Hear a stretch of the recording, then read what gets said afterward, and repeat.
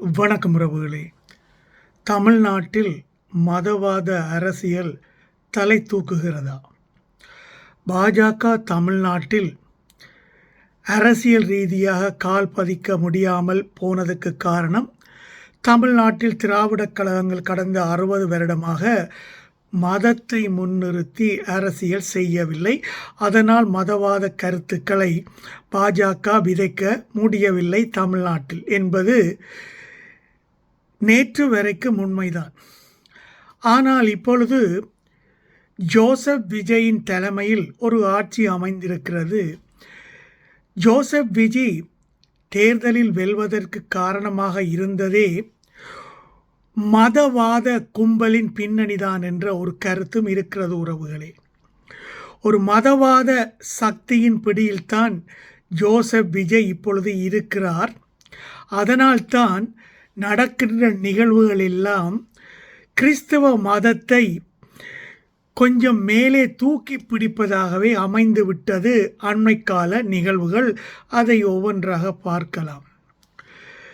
நிதியமைச்சர் சட்டசபையில் சொல்கிறார், இவ்வளவு தமிழ் படித்து புலமை பெற்றாலும் பைபிளை படித்த என்னை மாதிரி உங்களுக்கு பண்பாடெல்லாம் வர முடியாது என்று தமிழையும் கிறிஸ்தவத்தையும் ஒப்பிட்டு தமிழை கொஞ்சம் கீழ்த்தரமாக பேசுவதை நீங்கள் கண்டீர்கள்.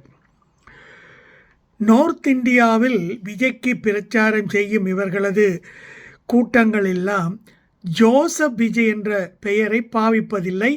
வெறும் விஜய் என்ற பெயரையே வட இந்தியாவில் பாவிக்கிறார்கள். ஆனால் தமிழ்நாட்டிலும் கேரளாவில் மட்டும் ஜோசப் விஜய் என்ற பெயரை அண்டர்லைன் பண்ணி இவர்கள் உச்சரிக்கிறார்கள் என்பதை கவனித்துக் கொள்ளுங்கள் உறவுகளே. சட்டமன்றத்தில் ஏசிடி பிரபாகர் ஒரு கிறிஸ்தவர், பொதுத்துறை அமைச்சர் ஆதவ் அர்ஜுனா ஒரு கிறிஸ்தவர், நிதி அமைச்சர் மரிய வில்சன் ஒரு கிறிஸ்தவர், இவர்களது எல்லா விதமான ஆலோசனை கூறும் ஜான் ஆரோக்கியசாமி ஒரு கிறிஸ்தவர், போலீஸ் கமிஷனர் ஒரு கிறிஸ்தவராக இருக்கிறார். இப்படி எல்லாமே கிறிஸ்தவமயமாகவே வந்து கொண்டிருக்கிறது.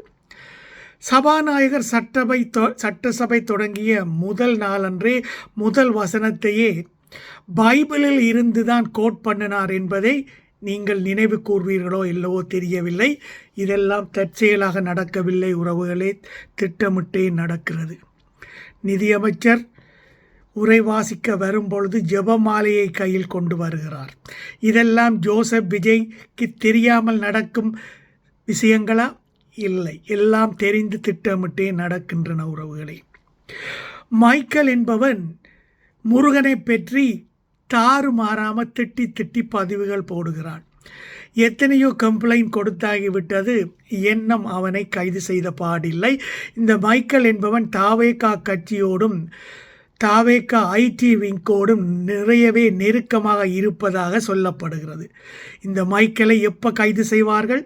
இப்படி கைது செய்யாமல் விட்டால் இன்னும் எத்தனை பேர் இந்து மத கடவுள்களை தங்களுக்கு மனத்துக்கு பிடிச்சது வாய்க்கு வந்ததெல்லாம் திட்டப் போகிறார்கள் என்பதை பொறுத்திருந்து பார்ப்போம். வன்னி அரசு கூட பைபிளை கோட் பண்ணித்தான் பேசுகிறார். அவருக்கு அமைச்சர் பதவி கொடுத்தாகிவிட்டதல்லவா? கேளுங்கள் தரப்படும், தட்டுங்கள் திரட்டப்படும் என்ற வார்த்தையை அவர் கூடி பாவிக்கிறார். இது கூடி திட்டமிட்டே வருகின்றது உறவுகளே. உங்களுக்கு தெரியும், உண்மையில் கடவுள் மீது நம்பிக்கை கொண்டு இருக்கும் கிறிஸ்தவர்கள் இருக்கிறார்கள். அவர்கள் மதத்தை பரப்புவார்கள் அல்ல.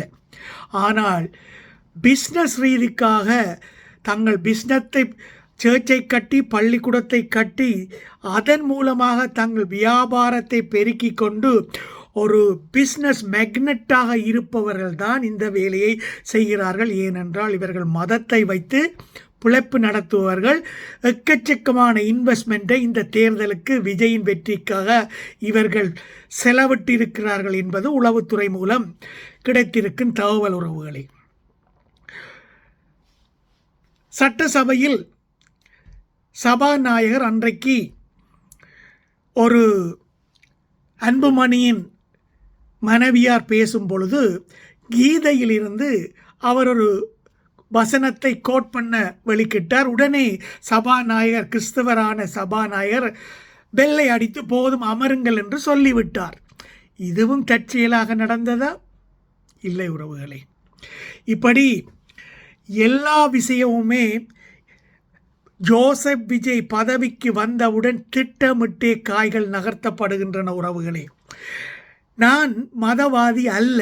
ஆனால் ஒரு மதத்தை சார்ந்தவர்கள் மற்ற மதத்தை சார்ந்தவர்களை திட்டமிட்டே இழிவுபடுத்துகிறார்கள் அல்லது அட்வான்டேஜ் எடுத்துக்கொள்வதை நாங்கள் ஆதரிக்க முடியாது. அதையும் ஜனநாயக நாட்டில் பதவிக்கு வந்த ஒருவர்கள் தங்கள் பதவியை வைத்து இப்படி செய்வதை அனுமதிக்க முடியாது உறவுகளே. ஜோசப் விஜய் அவர்கள் வாய்மூடி மௌனமாக இருக்கிறார். ஆனால் அவருக்கு தெரியாமல் இது ஒன்றுமே நடக்கவில்லை. அவர் தேர்தலுக்கு முதல் திருச்சியில் சர்ச்சில் முழங்காலிட்டு முட்டியிட்டு சென்றார். தாவேகா கட்சி சிம்பலுடன் உங்களுக்கு நினைவிருக்கும். தேர்தல் முடிந்த புறம் சம்பிரதாயத்துக்காக திருச்செந்தூர் சென்றார். ஏனென்றால் இந்து மக்களை கொஞ்சம் கவ பண்ணி வைக்க வேணும் என்பதற்காக. அதனால் இடையிடையே கோயில்களில் சென்று சில கலர் கயிறுகளையும் கையில் கட்டி அதையெல்லாம் வெளியில் தெரியுமாறு காட்டிக்கொள்கிறார். இது கூட ஜோன் ஆரோக்கியசாமியின் ஆலோசனை பேரில் தான் நடப்பதாக சொல்லப்படுகிறது உறவுகளே. கிறிஸ்தவர்கள் தாங்கள் எண்ணிக்கொள்கிறார்கள் தாங்கள் மட்டும் அறிவாளி. இந்து சமயத்தில் இருப்பவர்கள் அரோகரா சொல்பவர் எல்லாம் அறிவிலிகள் என்று இவர்கள் நினைத்து கொள்கிறார் உறவுகளே. வெகு விரைவில் இந்த மதம் மாற்றும் கிறிஸ்தவ கூட்டங்கள் சரியான பாடத்தை கற்கப் போகிறார்கள் உறவுகளே.